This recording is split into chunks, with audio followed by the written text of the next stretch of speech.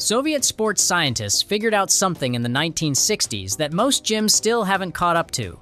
Isometric holds build muscle faster than dynamic reps, and they do it without grinding your joints into dust. Men over 40 are spending hours lifting weights that spike injury risk and slow recovery. There's a smarter way. These 6 holds use time under tension to force your muscles to adapt, and by the end of this video, you'll have a full weekly template to run it yourself. The wall sit looks simple. That's exactly why most people do it wrong and get almost nothing from it. Here's the setup. Back flat against the wall, feet shoulder width apart, knees bent to a 90-degree angle. Your thighs should be parallel to the floor. Arms crossed over your chest or extended straight out doesn't matter. What matters is that your back stays in contact with the wall the entire time and your knees track directly over your feet. The most common mistake is letting the knees cave inward. The moment that happens, you've broken the tension chain. You're no longer loading the quads and glutes evenly, you're dumping stress onto the inner knee. That's exactly the kind of repeated micro damage that turns into chronic knee pain over time. Now here's why this hold is so effective. A regular squat loads the quad for maybe 2 seconds on the way down and 2 seconds on the way up. A wall sit keeps your quads, glutes, and hamstrings under full tension for 45 to 60 seconds straight. That's time under tension. A barbell squat can't touch without serious loading that also compresses the knee joint on every rep. The cue to remember, if your legs aren't shaking by the 30-second mark, your hips are too high. Drop them lower until you feel it. Shaking means the muscle fibers are being recruited fully. That's the signal you want. Target is 3 sets of 45 to 60 seconds, 3 times a week. Track your time every session and add 5 seconds each week. That's progressive overload, no weight required. Most men over 40 have a strength imbalance between their left leg and their right leg. They don't know it until they try this hold, and one side shakes at 15 seconds while the other holds for 40. The split squat ISO fixes that. And it does something the wall sit can't. It loads each leg independently while also hitting the hip flexors and single leg stability. Here's the setup. Step 1 foot forward and 1 foot back. About a hip width gap between your feet laterally so you're not walking a tightrope. Your front shin stays vertical, that's the key cue. Drop straight down until your back knee is just above the floor and hold there. Don't bounce at the bottom. Don't shift your weight around. Just hold. The front shin being vertical is everything. The moment your front knee drifts forward past your toes, the load moves off the glute and quad and onto the knee joint itself. That's not muscle building, that's wear. Hips stay square. Both hip points facing forward. A lot of guys let the hip on the back leg rotate open because it's more comfortable. More comfortable means less tension on the hip flexor, and your hip flexors are probably already shortened from sitting. This hold is one of the few things that loads them in a lengthened position, and that's where the adaptation happens. Target is 30 to 45 seconds per side, 3 sets. Go weaker side first every session. If the difference between sides is more than 10 seconds, stay at your weaker side's time for both until they even out. That's how you close the gap instead of just reinforcing it. The lower body is covered now. 2 holds, 6 muscle groups, 0 joint compression. But here's where it gets interesting. The upper body holds coming up. Do something most men over 40 desperately need and almost nobody talks about. Most men over 40 are walking around with their shoulders rolled forward, their spine compressed, and grip strength that's been quietly dropping for years. The dead hang fixes all 3 at the same time. You need a pull-up bar. A door frame bar works fine. Grab it with both hands shoulder width apart and let your body hang. That's the starting point.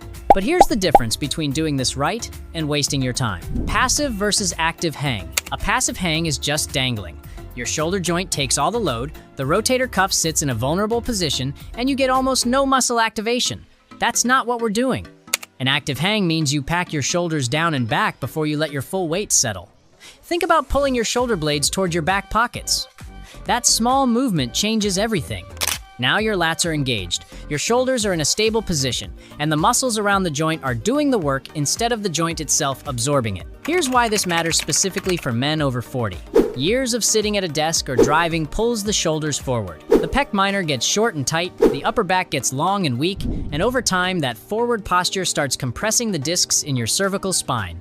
The dead hang reverses that. Gravity is decompressing your spine while your lats and grip muscles are building strength.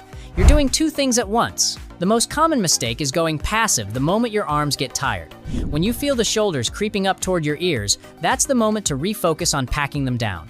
If you can't maintain the active position, come off the bar. A bad hang is worse than no hang. Target is 3 sets of 20 to 40 seconds. Build towards 60 seconds over 4 weeks by adding 5 seconds per session. Track it. Grip strength, shoulder stability, and spinal decompression, 1 bar, 1 hold. This is not a regular plank. If you've been doing planks and wondering why your back pain hasn't improved, this is probably why the standard plank doesn't target the muscles actually responsible for protecting your lower back. This hold does. Start in a forearm plank. Elbows under shoulders, body in a straight line from head to heel, core braced. Now lift one leg off the ground and hold it there. That's the whole movement. Simple. But what's happening underneath is not simple at all. The moment you lift that leg, your glute has to fire hard to hold the hip level. Your lower back stabilizers kick in to prevent the spine from rotating. Your obliques engage on the opposite side to keep the pelvis square. You've just turned a core hold into a full posterior chain activation without adding any equipment or any load. Most men over 40 have underactive glutes. Not weak in the way a muscle is weak from lack of training underactive, meaning the brain isn't efficiently recruiting them during movement. That's why so many guys feel their lower back during exercises that should be loading their glutes. The hip extension hold forces that recruitment. You can't cheat it. Either the glute fires and the hip stays level, or it doesn't and the hip drops. The cue is simple. Squeeze the glute of the raised leg like you're trying to crack a walnut. If your hip drops anyway, the squeeze isn't hard enough. If your opposite hip rotates open, you're compensating, bring the leg back down and reset. The common mistake is letting the hips twist to make the hold easier. That takes load off the glutes and transfers it directly to the SI joint, the spot right at the base of your spine where a lot of lower back pain actually lives. Target is 20 to 30 seconds per side, 3 sets. Same rule as the split squat, weaker side first. Match times until both sides are equal. Shoulder injuries are the most common upper body issue for men over 40.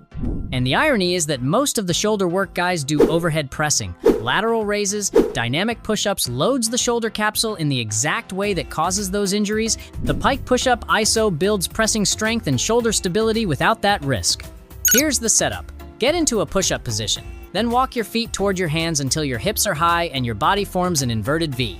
Hands shoulder width apart, head between your arms. Now lower your head toward the floor slowly and stop halfway. Hold there. You're loading the anterior deltoid, the triceps, and the upper trap at the hardest point in the range of motion. Not the easy lockout at the top, not the bounce off the bottom, the actual mid-range where most pressing strength is built and where most shoulder work falls apart. The key is elbow position. Keep your elbows tracking over your wrists and pointing back and slightly out, not flaring wide. When the elbows flare, the load shifts off the deltoid and onto the AC joint at the top of your shoulder. That's the small joint that doesn't recover well once it's irritated. Breathe through the hold. Don't hold your breath. Holding your breath spikes internal pressure and causes guys to bail early from tension they could sustain if they just kept breathing. Target is 15 to 30 seconds, 3 sets. Add 5 seconds per week. This one compounds fast. Most guys who start at 15 seconds are holding 45 seconds within 6 weeks. You've just done 5 holds that cover your legs, your core, your shoulders, and your pressing muscles. But there's one thing missing, the pulling side of the shoulder girdle. And for men over 40, this is where posture breaks down fastest. Pulling strength drops faster than pushing strength after 40.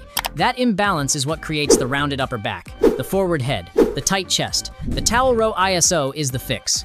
Grab a regular bath towel, loop it around a door handle and hold one end in each hand. Step back until there's tension in the towel, lean back slightly, and pull. Now hold at peak contraction, elbows driven back, chest open, shoulder blades pinched together. The cue that makes this work. Imagine you're trying to pinch a pencil between your shoulder blades and hold it there. That image forces the mid-traps and rhomboids to engage, which is exactly where most guys are weakest. These are the muscles that pull your shoulders back into alignment. When they're strong, the forward hunch doesn't have anywhere to go. The mistake almost everyone makes is using their biceps to do the pulling. You feel a burn in your arms and think it's working. It's not. The biceps are taking over and the back muscles are barely firing. To fix it, think about driving your elbows backward rather than pulling with your hands. Elbows lead the movement, hands just hold the towel. Target is 20 to 40 seconds, 3 sets. This pairs directly with the pike push-up ISO. Push and pull, same session, same shoulder girdle, balanced load.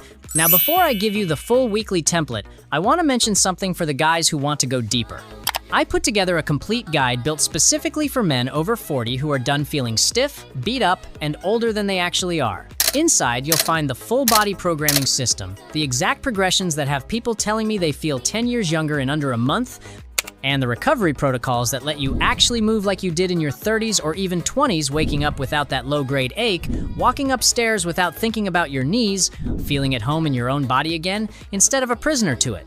This isn't theory. It's the same framework that's helped men rediscover what it feels like to move freely, train consistently, and actually enjoy being in their body again. The link is in the description. Grab it, and if you're serious about this, it'll change how you train.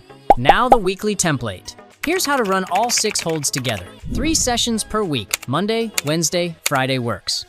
Run them as a circuit: wall sit, split squat ISO, dead hang, plank hip extension, pike push-up ISO, towel row ISO, 60 seconds rest between each hold. The whole thing takes under 20 minutes. Week 1. Hit the low end of each target time. Write it down. Every week, add 5 seconds per hold. That's your progressive overload. Time under tension is the only metric that matters here. If you want more bodyweight training built for men over 40, click the video right there. And subscribe, there's a lot more of this coming.